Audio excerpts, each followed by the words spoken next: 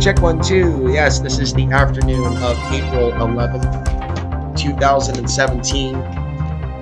My friend from Texas is about to leave. We did a long podcast video yesterday. We're going to be, because I want to be wrong. I want to be wrong about World War III by 2025. She doesn't necessarily see that. But we also talked about solar flares. And so what is your sense with this, that we're going to see a massive depopulation from a solar event? There's going to be a massive depopulation. First, it's going to be a change in the climate, not a humongous change. There's going to be food shortages, actually famines. Stuff won't grow as well. And then because of this, a lot of the healthcare system will break down more. People will have less access to medicine.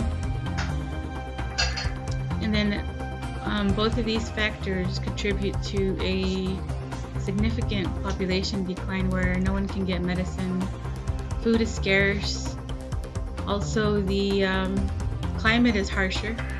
First of all, you don't have a timeline for this. You just feel it's going to be not tomorrow or the next few years, but a little bit beyond that, in fact. It could be decades. It could be. And we could be looking at it way in advance now. Yes. Because of either our psychic sensitivity and or science to back up this understanding that increased solar activity could affect the current grid.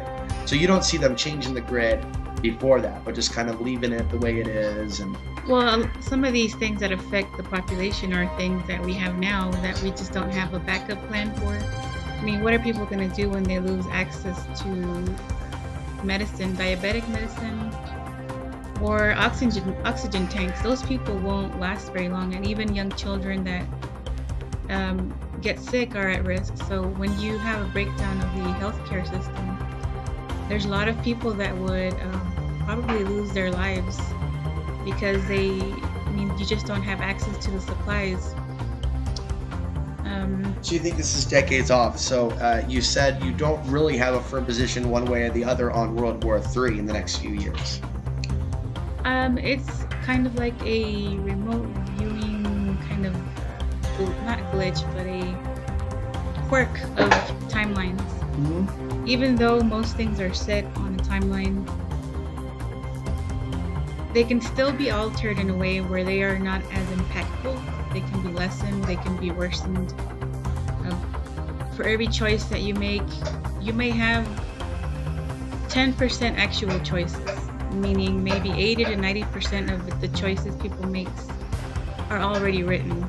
So a lot of people say, hey, why do you think, Alex, that it could happen on this point on the timeline, i.e. me discussing 2025?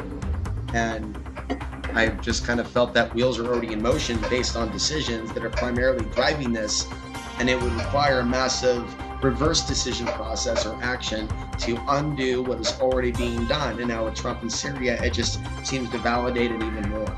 Is that kind of similar to what you're describing, maybe? Yes, because people still have the choice to make different decisions. They can, and even Trump has a different choice, but they may not take that choice. They may just kind of want to have the war in the back of their head, which is kind of weird for me to kind of wrap my head around. But there's always, up to a point you can change something, but once the main factors are set in motion, most likely events will go on as planned. But I think at this point we still have somewhat of a chance to change the outcome of things. But regarding how people are acting right now, it seems like a very small chance. So decisions and what we do is important. It's just important maybe to be mindful with what decisions those are. So if you have a bunch of people thinking that they need to stop World War III, there could be a misuse of energy there if there's already a plan for it. It might be better applied to, well, off-grid living is one action, but for those in urban environments, there may be other actions, and they may be choosing to partake in that get people beyond racism, get people beyond the illusions of separation, actions people take in to help them activate their spirits, maybe these types of things to help them grow as souls despite whatever bombs might be dropping, actions to bring people together that may evolve their own soul instead of becoming like barbarians, which we may see from other aspects of the population. The person has to be real motivated to change themselves, not because someone told them on TV, but because they themselves want to know who they are and not just go along with whatever script is being told to them. That's very difficult to do. And that's probably the first step to being even able to see what options are available. Of course, if you're just going on automatic, you're not going to see anything that's available. You're only going to see that one choice that you're being given.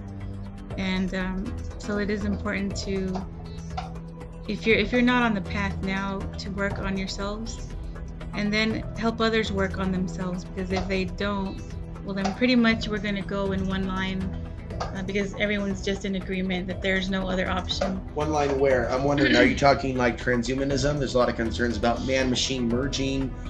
I suspect that this massive solar flare is not coming anytime soon, kind of, which you kind of alluded to, because I just kind of had the suspicion there's going to be a lot more robotics and mind control and transhumanism first before that type of a reset. Is that kind of something that you see on the horizon? You did kind of mention that the internet mind control is going to increase, not decrease, as we continue on with this. In what ways? What kind of? Well, people are depending on objects and, cell phones, computers to retain knowledge for them, kind of like an external brain. Mm-hmm. That is the opposite of what a person on a spiritual path would do. You want to retain as much information with your own mind as possible. Once you start relying on cell phones and laptops, those are memories that you don't have. Once those items are gone, then you're pretty much up the creek when you need to know something. I think it's... So is there another agenda afoot with getting everybody addicted to the cell phones and laptops with regards to erasing memories, which allegedly already happens anyways with multiple lifetimes or incarnations, but to further the mind wipe within the lifetime of what they might learn in a lifetime, or they should be holding on to that knowledge? Well, from my perspective, it's a real insult to depend on something so much. Right, because I'm realizing my viewers are totally unable to go to my forum because the comments are down, and I'm wondering like what happened to their brain state. The forum, it's, you have to sign up and all that, but as far as... it takes a whole 30 seconds too. Right, it it's doesn't like take that long. I'm asking too much. It's too much work. I'm asking too much. Yeah, and that's another thing. People need to be able to just pay attention and click a few times. It's not incredibly hard to do these things. It'll take a few seconds. If you're on the computer a few hours a day, you should be able to know how to use one. Right. There's no excuse for that. Yeah, 30 seconds to sign up on a forum shouldn't be a big deal. So when we hit like the wall, if you will, kind of like someone being thrown against the wall by an assailant or someone attacking or robbing them, it's like their brain, parts of their functions been robbed by the YouTube, Google Plus, Facebook matrix, and now they've been rendered unable to post in a forum due to the YouTube addiction and mindless anger from me shutting down the comments to kind of show them the social experiment of what's happening to us before we go fully to the merging with machine reality. What the technology prevents people from doing is improving themselves, because everything is external now. I've had friends that would use Facebook compulsively that ended up needing to go to the therapist, and guess what the therapist said? Get off Facebook. And I was like, you could have paid me to tell you that. I would have said the same thing, and I could have made a few $100s. So echo again why you deleted or stopped using Facebook about a year ago or so. I signed up for Facebook years ago and tried it out. I did delete my account. I made another account for assisting in the websites a few years ago, and I only had the one friend, Alex. I didn't need to add anyone. I wasn't there to play games on Facebook. Right, the one person out of the 11,000 of you subscribers that actually helps me with stuff does not smoke marijuana, does not do drugs, does not go out and do just person-to-person promiscuous insanity, uh, is a librarian, reads books. What was the last point? Is not a Facebook addict, and you also don't comment compulsively on YouTube videos. And I'm just kind of putting together this profile. Like, doesn't do this, Right. doesn't do this, doesn't do this, doesn't do this, doesn't do this, and yet has a heightened awareness and productivity ability over here by not partaking in the actions that we're told to partake in. And I'm just noting. Well, I do play once in a while. I'll play card games or a video game online, and there's this term used in these games called time sink or money sink. Mm-hmm. Basically, Facebook is constructed to be a time sink. Everything about it is actually programmed to keep you on longer and longer hours. Even the games are especially programmed to do that. And that's an actual deliberate thing to incorporate time sink activities into Facebook or video games. Mm-hmm. And what that does is it keeps people online not only for a few hours, but for days. And the games are based on division. I don't have anyone requesting I play games with them anymore. But in 2012 and 13 and 14, these people that I didn't even know were asking me if I want to play Mafia Wars. Mhm. And I'm like, don't you realize like we're heading up towards a manufactured civil war, and you're playing games on Facebook promoting civil war? This is like stuff I saw 10 years ago. So if you have a humongous time sink in Facebook or YouTube, those items he mentioned that I don't spend hours and hours on, then you're losing time to create things.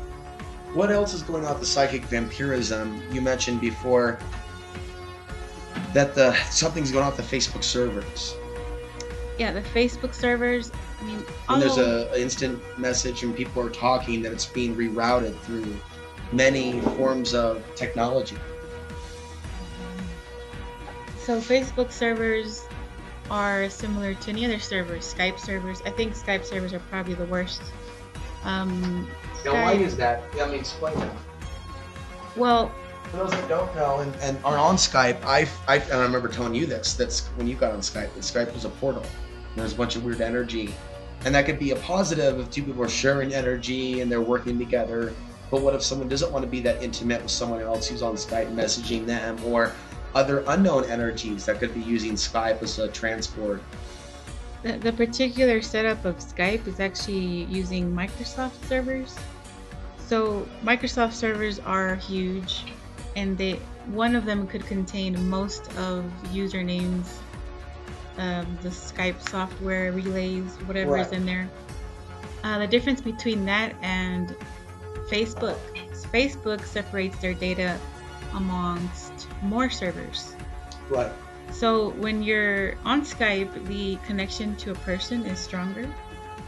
Also, the negativity is also concentrated because of the way the server is set up. Since most of the data is located on single servers, they're not like fragmented over an array of servers. Then when people go on, it bounces back from that server at a more concentrated level. So there's some alien interference going on between relationships, be it romantic between male-female, or being platonic and work conducive between same-sex. If there's something trying to sever that and either party is not balanced, that can easily be done, it seems, through Facebook, through email, through Skype. Just by feeling really set. I felt it on Hotmail too, big time. Like really crazy Hotmail energy uses from the somebody. Skype servers are real close together with Microsoft. Like if someone's angry at me and they're in a rant, and that comes over email, if they're able to actually compute the email with an attention span strong enough to even get that far, which is less than 1% of the audience, to actually be able to send an email. When they're on a rant or they're in an angry space, it seems really dark when it comes through. Well, if you're sensitive, like someone's toying with them. If you're sensitive to anything as a psychic, you will pick up a person's emotions in their writing. It is different though when you're on Skype or Facebook. It's a whole other thing where you can actually gain the sensitivity to hear someone speak. Okay, especially if it's real time and it wasn't like a message sent a half hour ago or a day ago, but it's like right there in that second. I actually can tell when Alex is online. from my location, even though I'm not on Skype or on Facebook.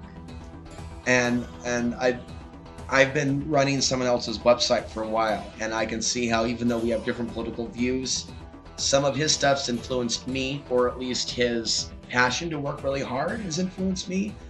But I've seen how he started talking about certain themes after I started running his website, things he never talked about before. And we'll just leave it at that. And so I can see how we've influenced each other, and there's some type of a psychic link. Like I'm literally logging on Skype, which I'm trying to keep shut down if I'm not using it. So I'm trying to log off if I'm not using it. So unintended things are coming through, and I will log on to Skype the second he's sending me updates to post to the website, like within 2 minutes or 3 minutes. And it's happening over and over and over again, to the point where I'm like, I wonder if this guy is noticing it. He may not be noticing it, but that's an interesting setup you just discussed there. That means that he is thinking of sending you something, and you're receiving that message and then logging on. And the other things I'm picking up on is strong emotions. He's going through a political change of belief with regards to Trump, and I'm feeling like I'm able to remote view, or just organically, without even being formal with it, feel or see the angst and shift in complete energy. And it's so strong, it's like, this is going to be interesting where this is going to go. And it can go to a dark place, or it can go to a light place. And I don't know if I should be thinking about affecting it, but I do know that we are somewhat telepathic, and human beings are communicating with each other, even if they don't believe in those things regardless, right? So people could be communicating energies back and forth, but they can also be in denial that there is such a potential to human consciousness. Well, see, if the situation Alex described with posting for MTV and getting online right after, his boss thinking about him, that is a form of telepathy. It's just untrained telepathy. It's going unnoticed. Now, what I've noticed also with the YouTube is I have like a dedicated hater or two, and I can feel their energy as drug addict, alcoholic, there Alex goes again. So that the second a video goes up, boom, thumb down. And I'll feel the thumb down because they're sending a signal, and my interface with technology, some say this is very unhealthy to have that level of interface. What is your take on my level of interface? Can it be black or white, healthy, unhealthy, or is it not that easy to diagnose and judge? Actually, I have looked at your portals there that you've connected to the internet. It's pretty significant, and it's going on automatic. I think it can be unhealthy. Just like I'm at war with entities in the internet at times that are trying to control people. I'm at war with the archons over the internet, frankly, as far as I can tell. So the signal strength of your connection to technology is, I think, a little bit too much. So it doesn't matter that I'm out in nature. That might make it stronger because I can focus on it more. If you walk by your laptop and you only have satellite, I'm all the way in Texas. I know when you walk by your laptop. Mm-hmm. That's how strong it is to a psychic. Even with the internet off? It will be less dramatic, but it is possible. Yes, I think it has happened. Discuss the difference between being online or offline. So being online obviously boosts it a little bit, but just being offline doesn't necessarily take it away. It just reduces it to a point. Right. But some of these servers can amplify it greatly. Yes, they Maybe work as this is why some amplifiers. people have replaced their romantic relationships with real life with machines, because if it's pleasant and two people are sending loving energy towards each other, or attraction energy, then that could become addictive maybe for some people that really get off on having 100 people like them pose in a bikini, or someone going, wow, I really feel a connection with you. And I've noticed with some people that connection becomes more real than the real let's go have coffee and actually look at each other. So because of this great link, if it's positive, they may choose the computer over the real thing because they have all this additional psychic energy coming in. Well, the computer is filtering out the physical body and allowing the energetic body to come through. So if people are just wanting that pure energy, it seems like that would be more addictive than just meeting face to face with someone. where there's the body filtering the energy of a person. But when you stare into a computer monitor with the square reflective surface, you can think about this area as like a portal where stuff goes into it. My friend's indicating the whole length of my laptop screen. Yes. Okay. The whole area of the LCD screen is this part of the laptop that is um, actually grabbing points of energy on the human body and pulling them through the internet lines. Now, I know you've never done acid. No. But I'm telling you what, folks, do acid. If you do acid, then try to get on Facebook. Then get on Skype. See what happens.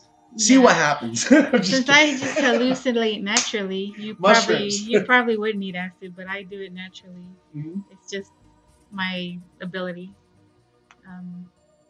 Well, I can feel because I haven't dabbled in things like that since Portland, but just being naturally sensitive. Certain periods in which I'm more sensitive, whether it be caused by a solar flare and or full moon, which I think are two things that really boost the psychic abilities. Geomagnetic storm, psychic abilities, full moon, psychic abilities. Put two of those together, that's a serious sandwich of psychic abilities. And I noticed the full moon during the winter brought out like an incredible amount of white supremacists to a channel video of mine, where some protesters in Portland, not myself, were burning the flag. And there were also other videos I did criticizing Trump. It seemed that when I was at my most emotional state, very defensive and very hurt, that people were just attacking me, going, wow, look at that guy's eyes. He's a scary looking Arab. Kill it, kill it. When people were just coming left and right, when I had the comment section open, I was physically, energetically being just like sliced up and being isolated from actual loving humans. And they actually noticed how my audience members, the ones that were supportive, went away. Mm-hmm. They just were no longer interested in commenting, and it was Hate Alex week. So I was looking at this is before the comment section went down permanently for good. This was just something that I was studying, and I was like, what kind of archonic interference is going on? And the conclusion that I came to was that the full moon, A, made me really sensitive to their attacks, but B, was making them really, really angry. It was almost as if an entity was working through dozens to hundreds of people. They were acting like they were literally having a meltdown because someone uploaded a video of someone else burning a flag. And then you were even going, what's wrong with these people? It's an inanimate object. And so it almost seems like an aspect of America is becoming possessed to want to murder other people if they do something with a piece of cloth that they bought with their own money. And then, it also seems to be mental illness in general to say that anyone's brother, sister, whatever, literally died for literally a flag when they literally died for another reason. So there definitely seems to be like a demon possession thing going on of some of the nation's veterans because they've been basically misused and abused. Add in technology, and some of these men have never been around this technology before. And they were angry bastards to begin with. Put a computer in front of them, and there seems to be some weird gears moving. Well, addicts and schizophrenics I've come across many of those in my line of work. So there is that aspect of those people that want to actually siphon energy from people with high emotion. They like it. They love that. So if they can hurt someone or put down someone's work or engage in racism, they may not know what motivates them even, but they do know if they're sensitive enough with the computer to feel when they've gotten someone, even if they deny that psychic ability exists, they will still operate on psychic awareness. Basically like a vampire, what they call a psychic vampire. Now, one way, I don't know if anyone else has come across this, to tell if someone is a schizophrenic or mentally deranged, if you were a bit sensitive, it feels like... I feel like I can feel it. I can feel it from a huge chunk of the audience space, especially if the comment section is open. For me, it feels like going into a diabetic coma. That's what it feels like. At that second that someone walks up to me and they have that issue. So I don't know how it is for you. But for me, it feels like suddenly all the energy has drained out of my body. When they're commenting, I can feel it in real time in the physical body. Yeah. And it's a very energetic disturber of the body. It seems like an entire vacuum. Right. Where you're really doing good and suddenly you lose every ounce of strength when you come across these people. What I'm seeing is I'm drawing in sensitive people looking for knowledge, but they can easily shapeshift their emotions and moods if they don't like get on some kind of spiritual path to protect them from the archons. That's like if you start looking at Sauron's tower and listening to Alex Ansary, if you have stuff that's going on internally, like a ghoul at a star gate, it's gonna wreak some havoc on the host. So some of these people are hosts to things, and that's why they're drawn to my work, because they want to clear themselves of that which parasites on them, but they're not yet ready to do the work to clean themselves up inside. And so it almost is like an emotional riot when the comment section is open and alive with people that are suffering. You noted that with the comment section down, as you were doing analysis on one of my pages, Alex Ansary, youtube.com/AlexAnsary/videos to be specific, that shows all the videos and thumbnails. Yeah. And you were saying it has the most psychic energy to where you can actually pick up on the words of people shouting at me and my page on a static page. Yes. Just shouting at the page. Yes. What kind of shouting, what kind of words? Show some of the haters right now, you can hear them to demonstrate this is real. There's a few people that go to the channel and just shout profanities during the videos or at Alex from that page. And some of them are racial. It could be some of them are racial. It's just mostly kind of Just like in general, you're crazy, you're no good, you're all right, this motherfucker, this guy, fuck him, you know, other kinds of derogatory statements, and those are the most, what you call it, they stick most energetically to the channel because of the quality of the energy. They even will, those comments will stick around hours after they've been made. Well, we talk about grounding ourselves, right? Whether it be the center earth or just grounding. And would you suggest that maybe even someone could visualize their channel being grounded or their sites being grounded to maybe ground out some of those stuck energies? Is that possible? Possibly. Now, we just saw the Lawnmower Man movie. Maybe treating those people with love and sending love back. No, that won't work. That's a bunch of new age. Yeah, because when you send someone you give something, them energy, you give them validation for being a bastard. You're going to trigger their telepathic subconscious mind, and then you're going to attach yourself to them in a minimal way with cords, and you're sending them love. That's too much for. So you would just recommend disengage? No, yeah, have a no contact policy. Yeah, no contact. You want to avoid thinking about such people. Right. Don't send them any kind of energy. The fastest way to get rid of a vampire or a schizophrenic is to give them nothing. And then, of course, people with schizophrenic leanings, a lot of that seems to be amplified by the social media. The social media box seems to be manufacturing increased levels of schizophrenia.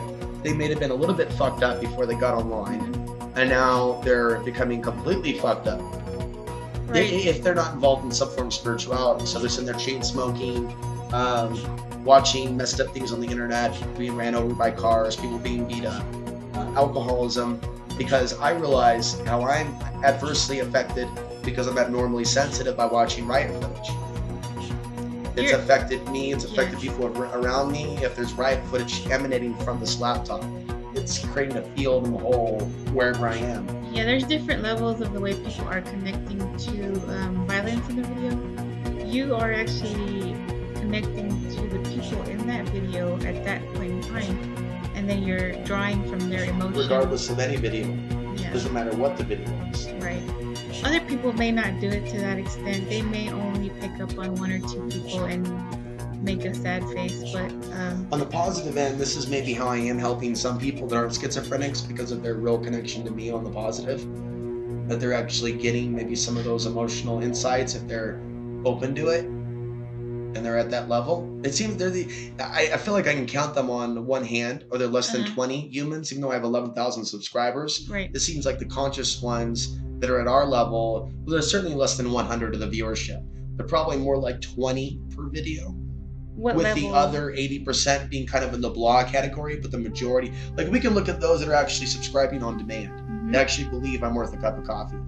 And I don't know how we can do the math, but it looks like it's 0.20% of my subscribers. It's not even 1%. It's like 0.15. of my 11,000 subscribers believe I'm worth subscribing to on demand. That's an incredibly low percentile of my subscriber base that believes I deserve a meal. If that shows anything, it shows you right away how many people can actually discern true ideas. Right. Which is a very low amount, very low population. Out of 10,000 subscribers, only a handful can discern that some of the nearly all the content is high quality truth. Right. So like we're looking at 0.15 of you, the audience, believes I'm worth not being homeless, for example, worth a cup of coffee per month, worth, put it this way, that percentage understands the mission I'm on, basically. The others, it's like entertainment. But like basically the 0.15 of the audience, not even 1%, realizes that I am serious about this. And there's also other benefits. If you study these things really with dedication, the things Alex talks about or other spirituality, then you may even be able to take those ideas into future lifetimes. You won't have to kind of suffer the entire mind wipe that everyone gets. But how do you avoid the mind wipe? The mind wipe is pretty good, you know. You have to have a pretty substantial dedication to something. To not having your mind wiped too, though, and a strong resistance to it. Yes. Like this information that is being retained, that I'm learning and resharing, other people can put out the intention that we're not going to lose this knowledge. Right. This knowledge is going to build like a foundation and build a home, if you will. It's not to be consumed like a store product like from Walmart. It's not to be consumed for entertainment. It's supposed to be deliberately thought about in every aspect, every subject, every quantity. Everything that someone says has to be scrutinized to a level to where you can say it back to somebody in an even better way. Once you can do that to most of the things that you are doing in life, or even someone listening to you or your content, then maybe you may keep something into the next lifetime. But it can't be this kind of way half-assed like everything is now. It can't be half-hearted. It has to be with your whole ass. And if somebody can't take 30 seconds to fill out the form, well, they're not going to be able to reach me. It's like a litmus test. It's like an intellectual. Like if you're not at a level of intellectualism and attention span to actually go to alexansary.tv/forums, you're not worthy of speaking to or hearing. Is basically what I'm communicating directly to your inner levels of your consciousness. It's not to insult you particularly because I never met you. And it would be schizophrenic to think that I'm talking to you directly because I've never met you. I'm literally talking to thousands of you in a single breath that have been rewired to only comment on YouTube. And you're not yet realizing that this is a social media ghetto matrix, and I'm trying to educate you that this very medium could be going black in 3 years' time. So unless you go down and you subscribe to my newsletter so I can email you directly with new videos, you're depending on artificial intelligence to entertain me. But I'm not a brand. I'm not a drink. I'm not a food product that you eat and then you poop out on the toilet. I'm actually trying to help you. Those are my last thoughts as we approach 33 minutes. Anything to add to that? I just wanted to let people know that if they're curious about psychic abilities or anything like that. Email you. Yeah, put out your email so they can focus on you. Oh, my email? Oh, it's a joke. Go ahead. Well, if you wanted to email me, you can Everybody can RV you at the same time and go, help me, help me. You probably wouldn't want to do that. See what it's like on my side of the street for once. Go ahead.